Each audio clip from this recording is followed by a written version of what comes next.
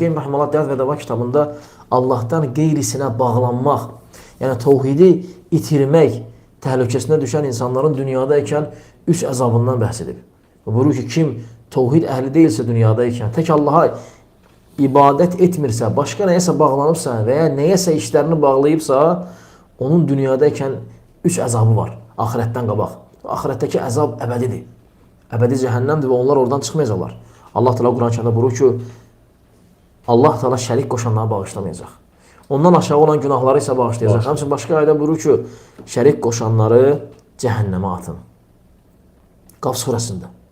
Kim Allahla yanaşı ilah götürərsə, mələklər əmr edir ki, onları cəhənnəmə atın. Və İbn Qeym Rəhməllah buyurur ki, dünyadakı əzab, ən birinci əzabı odur ki, o bağlandığı şeyi hasil eləyənə qədər, özündə cəm eləyənə qədər, özünə gətirənə qədər, özündə o şeyi yəni tutana qədər əziyyət çəkir. Onun dalınca çırpınır.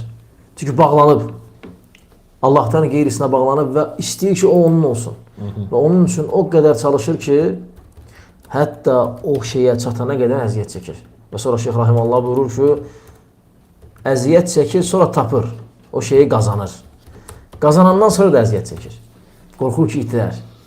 Başlayır itirmək qorxusu onda. İtirmək təhlükəsi və itirmək qorxusu.